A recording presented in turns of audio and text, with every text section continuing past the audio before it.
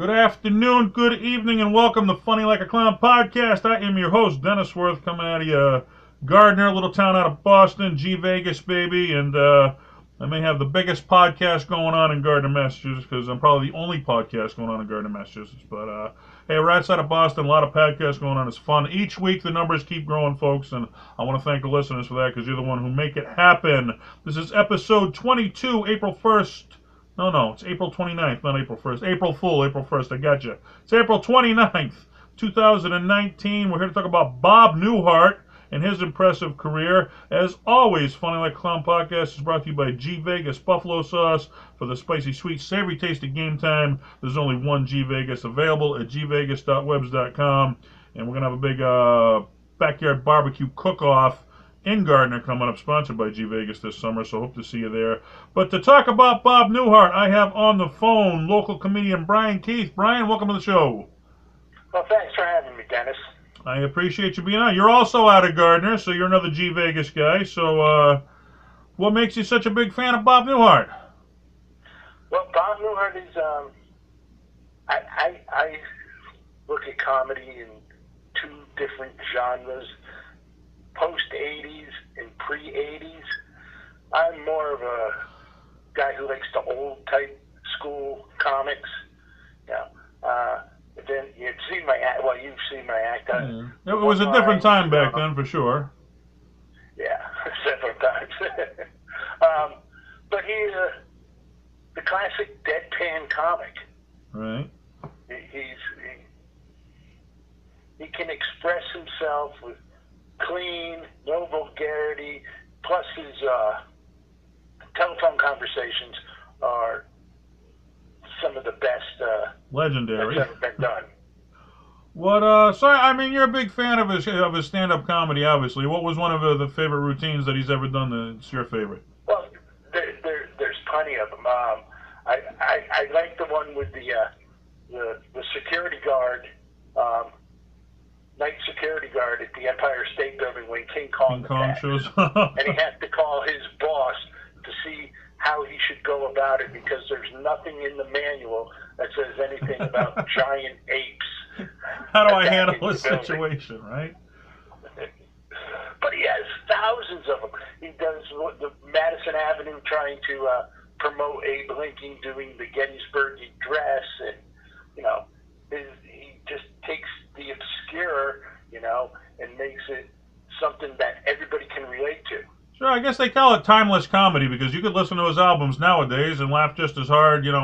It's comedy that lasts forever. It's not dated, Oh, without a doubt. When I was a kid, when my uncle passed away, I inherited his record collection, which was Albert Brooks, Alan Sherman, and there was 3 Bob Newhart albums, and I listened to him constantly as a kid. And plus, he used to be on, I think it was the Dean Martin show. Right. Where if you remember the show, it was set in like Dean Martin's living room, and they would pan to different people having conversations. Yeah. And Bob Newhart was always sitting at the end of the couch on the phone, talking to somebody, doing a routine. Right. A lot of people just know him now from Elf. Right, the stuff. They don't realize his legendary career, right? Right. Big Bang Theory. Well, let's date ourselves here. He was born September 5th, 1929, so he was born in 29, and we still know what he did. That dates us, me and you, Bryan, but that's okay. An American stand-up comedian and actor known for his deadpan and slightly stammering delivery.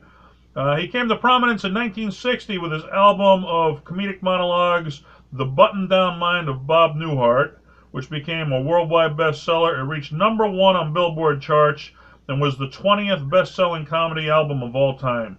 Now, can you imagine hitting number 1 on Billboard? Because, that's usually reserved for musicians.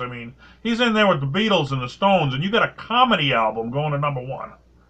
Yeah, it's incredible. And if you listen to the album today, it's still as funny as it was when it first came out. Right, and you mentioned that you got your record collection, and we had cassette tapes we used to listen. Kids of today, they don't realize with the internet and CDs that never wear out. You could wear out needles listening to stuff on a record. You could wear out cassette tapes, or the tape you listen to it so many times you could wear them out. And That's how funny it was. You wore it out. You listened to it so much, you know? Yeah, the cassette tapes would stretch and slow down in certain spots. That's right. Then you get your little pencil and wind the tape back into Yep. the tape. But whole new generation.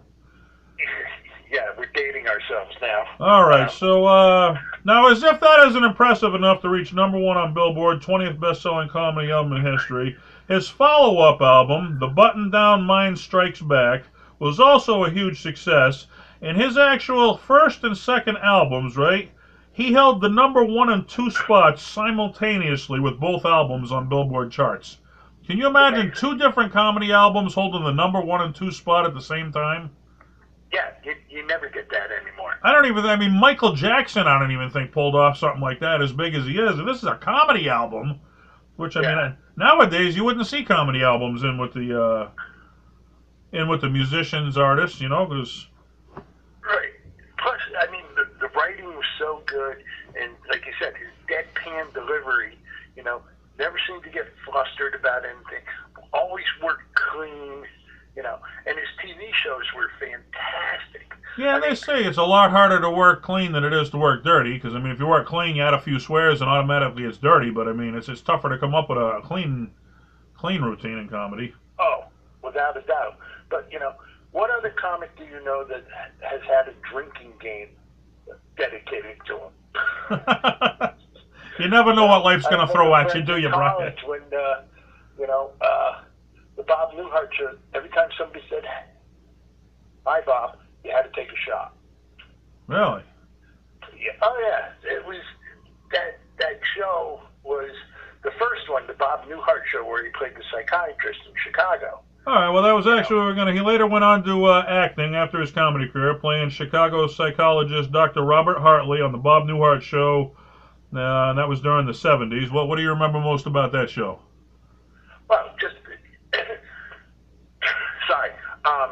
For one, you know, just the cast of characters that were always on it. You know, Bill Daly played Howard Borden, the next door neighbor, who was the airline pilot, and you know, his brother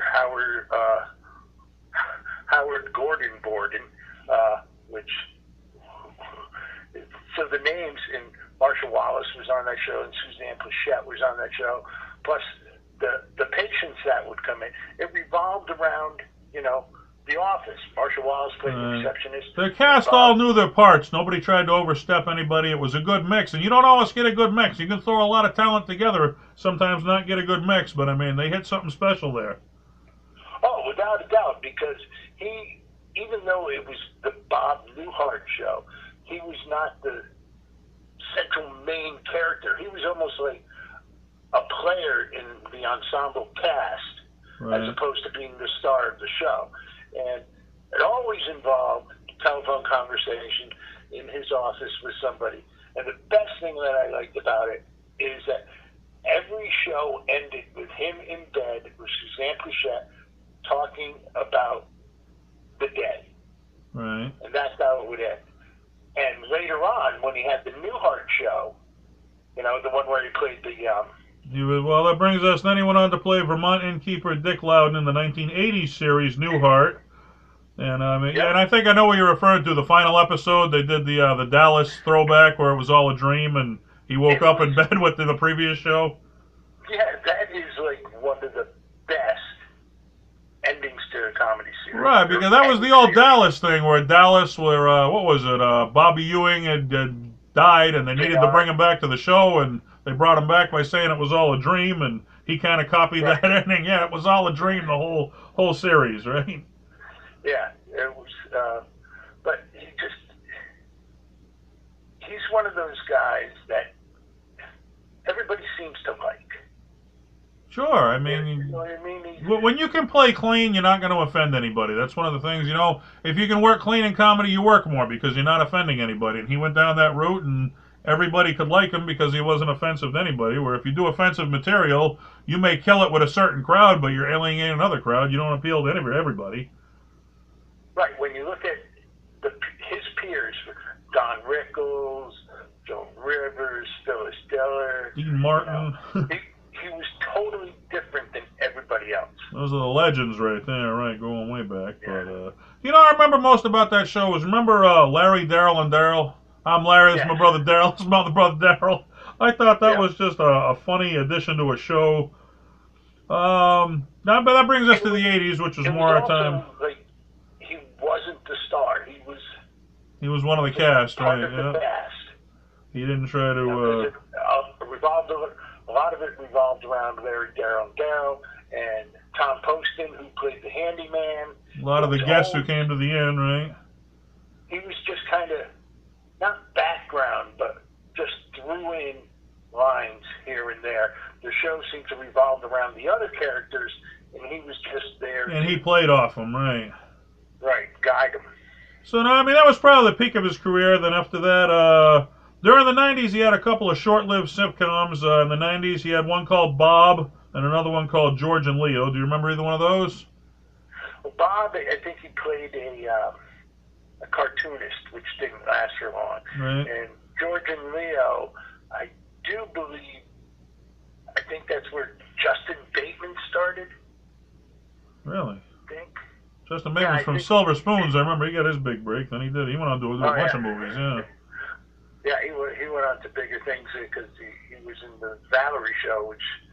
Right. Yeah. Once Valerie Harper left, then he went on to other things. But Bob Newhart never seems to slow down. It seems like he picks and chooses the right projects to do.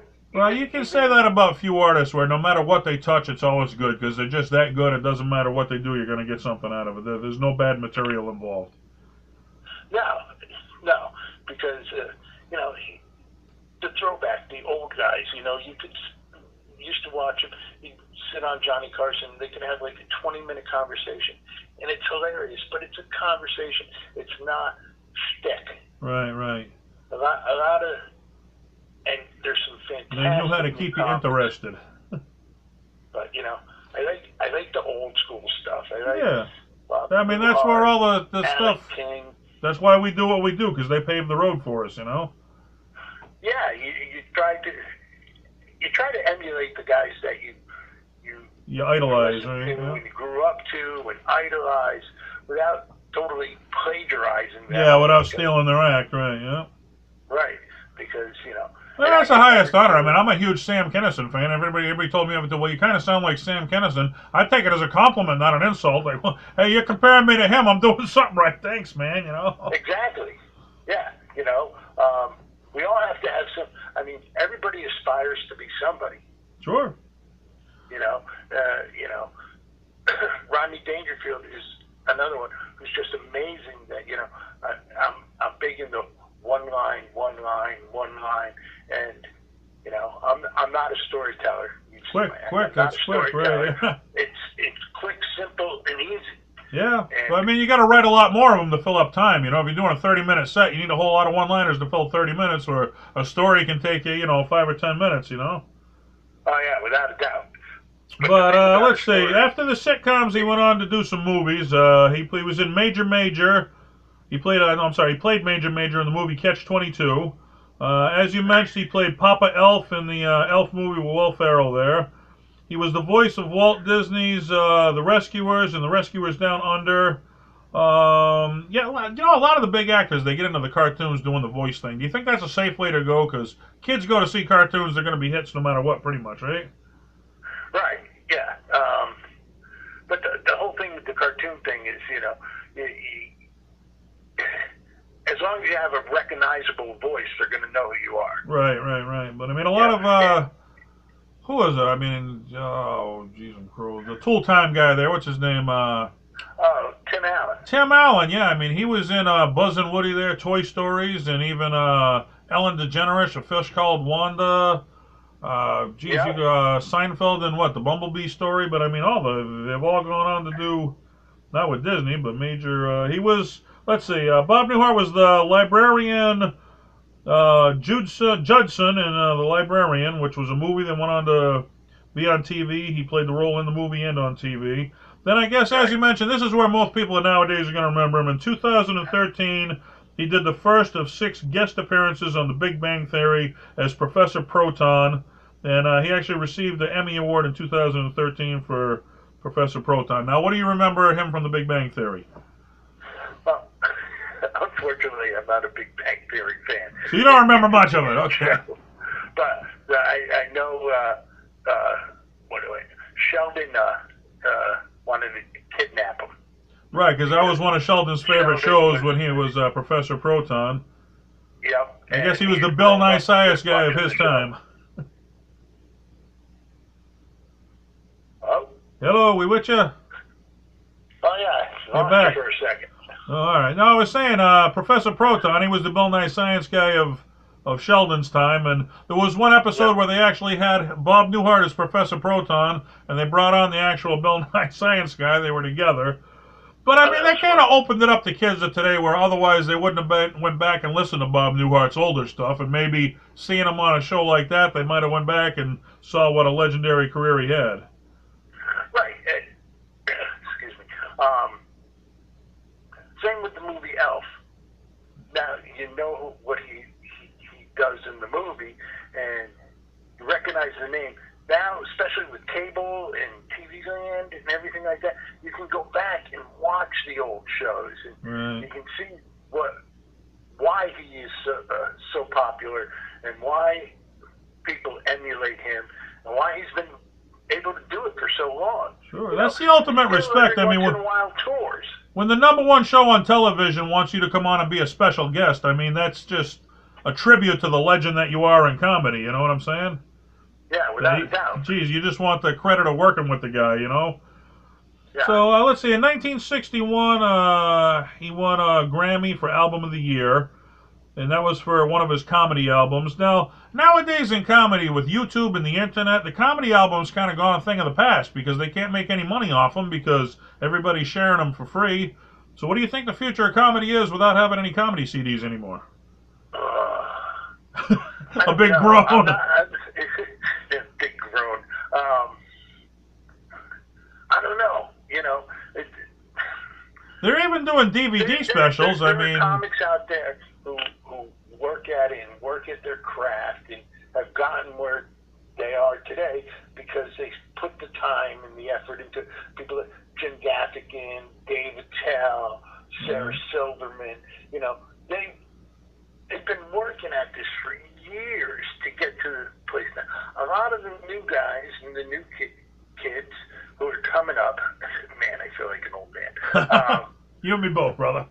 You know, put something on YouTube and expect to have a contract within a few days. I mean, the only one who's ever taken that whole YouTube social media thing, I mean, Dane Cook. That's how Dane Cook got so popular. He posted and did MySpace. everything. He was the first one to use the internet. Yeah. You know, I think.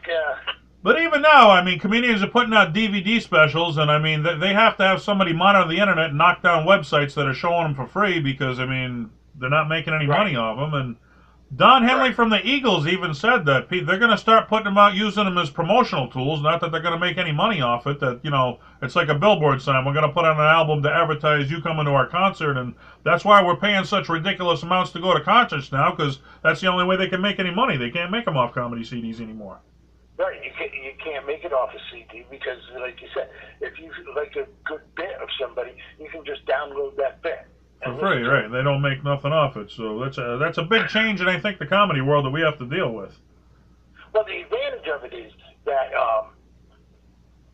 you're exposed to a lot more people. Sure, I mean, if you got a YouTube video, it's free, but if it goes viral, if you got a comedy bit that goes viral, you can say, hey, I got umpteen thousand hits on YouTube, come see me. So, I mean, that's a good way to get them in the seats, too, nowadays.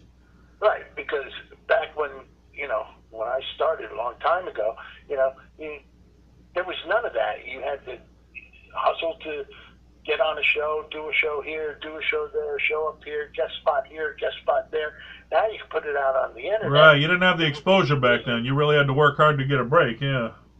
And plus, you know, with cable, there's thousands of networks that will put things on, you know. Well, I had a veteran comic tell me, and you brought up a good point where You know, it's kind of a club you got to be in. If you want to get into one of these major comedy rooms, it really don't matter how funny you are if you're not in the so-called club. But he said, you know, don't let the industry control you, because nowadays you can put your cell phone in front of you, click record, and you're on. You don't have to, you know, bow to the comedy clubs anymore. Right. So that's a very good point, I thought. Yeah, well, yeah, the booker is always in command. Of course. You know. So let's see. Bob Newhart, he went on, he was number 17 in TV Guide's 50 Greatest TV Shows of All Time. He's appeared on late night shows, Craig Ferguson, Jimmy Kimmel Live. Billboard had him the number 20 most popular album of the last 40 years. He was the only comedy album on Billboard's charts. He was number 14 on Comedy Central's 100 Greatest Comedians of All Time. I mean, where would you put him on your personal list, the greatest comedians of all time? Oh, he's definitely in the top 10. He's in the top 10. So you put him right in there with the Carlins and the Pryors and the Dangerfields and the legends, right? Oh, yeah. Don Rickles, Bob Newhart, Albert Brooks, you know, Richard Pryor. The ones who paved the way. Types of comedy. Sure. All right, you want to take a few fan questions about Bob Newhart? Sure, why not? All right, so I'll tell you what the fans have to say, and you just give me your comment on what they had to say. Sound good?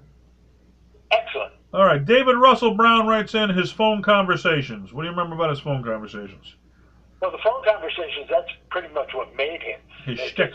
In most of his shows, he's always has a phone conversation. You know, it's a one-sided conversation, but you can imagine and picture the other side of the conversation. Right, what they're saying and what's egging them on, right? Yeah.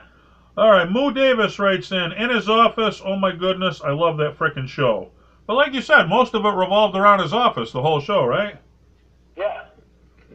Yeah, most of it revolved around the office and the patients that would come in. His take on each patient. And Jerry the dentist. Jerry the dentist was his buddy. And, you know, and if it wasn't at the office, it was at home with Suzanne Plachette and Bill Daly, who played... who was his secretary there? Do you remember his secretary? She had a big... I forget who. Marcia Wallace. There you go. She played a big part in that, too. I loved her in that. And Marcia Wallace went on to play Mrs. Krabappel in The Simpsons. Really? Who knew? Facts. Okay. Let's see. Mike McMahon writes in his cadence. His famous bit, driving instructor, is, of course, pure genius. But the intro of Tobacco to Civilization... and the the Grace L. Ferguson airline is absolutely right there with it. What do you remember about those? Well, the tobacco thing is... That's the one I remember him most for, was the introduction of tobacco. Yeah. Yeah, where he's Sir Walter Raleigh, and he's trying to sell it to this advertising firm about how, you know, well, you roll it up and you smoke it, and he's having this, and he is... the advertising guy. What do you do after that? You stick it in your ear? Is that what you do? I remember that. Exactly. It was a clever line. You light it on fire. Oh, so you have lighted leaves on fire in your mouth.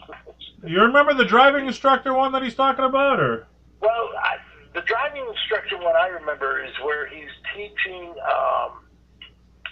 a driving instructing course on how to be a city bus driver. Oh, okay. And you know, well, you know, you see what you have to do is you have to hit the gas, then hit the brake, hit the gas, then hit the brake, and make sure that the passenger falls all the way to the back of the bus. The difficult stuff of city driving. And it's always Mrs. Ferguson. Mrs. Ferguson is like a reoccurring character in a lot of his... the Grace L. Ferguson airline. Did he do something about an airline with her? I don't know the airline one. The airline bit? Okay, but that was a reoccurring character in his comedy bits? Yeah, Mrs. Ferguson is also plays the passenger getting on the bus. Oh, okay. And, you know, how, okay, there's a puddle coming up, Mrs. Ferguson stand here, and the driver, now, make sure you hit the puddle at full speed, splash. Spray everybody, right? Yeah, exactly. Oh, let's see. And it's always, he never plays the character like in the driving instructor. He doesn't play the character who's being taught how to drive. Right. So it's his views on it, on how they do it, right? The other guy. Right. Let's see. Susan Boitano writes in, his bit is a shrink where he tells his patients, stop it. Just stop it. No matter what the problem is. That's his answer for everything. Just stop it. Yeah, stop. And he always has these phone conversations from the office, and it's, same to you, buddy, and then he hangs up. There you go. You got a drinking problem, stop it. You have problems at home, stop it. No matter what, just stop it. Yeah. All right, we end off every show with trivia. How good are you on trivia? Nobody does good. What's that? I'll give it my best shot. All right, I'll tell you, nobody does good. Most people go 0 for 3. A few people go 1 for 3. I've had a couple go 2 for 3. Nobody's ever gone 3 for 3. But if you go 3 for 3, we send you out a bottle of G Vegas buffalo sauce as a prize. You like buffalo sauce? Why not? All right, so that could be a good prize. All right, first one. What sitcom did Bob make a cameo on and marry Betty White? Has to be the Golden Girls. No, it was Hot in Cleveland. Oh. He made a cameo. That was the later one she did there with Valerie Bertinelli. I'm not going 3 for 3 then. All right. So you're 0 for 3, but you got 2 chances left. All right, let's see. 2006, Hypersian Books released a book of Bob's memoirs, and what was the book's name? You a big reader?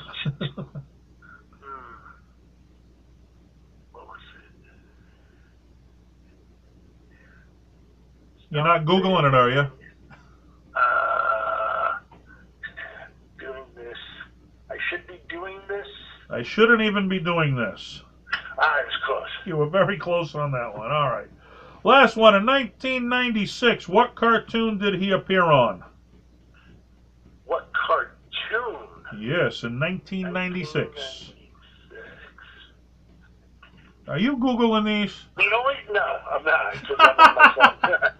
You sound like you're busy doing something. The only thing I can think of is 96. It was a cartoon, and it was probably more adult-driven, and I would have to say it was The Simpsons. The Simpsons it was. He played himself in an episode called Bart the Fink. So you saved yourself with the last one. You almost got the second one, so we'll give you 1.5. How's that?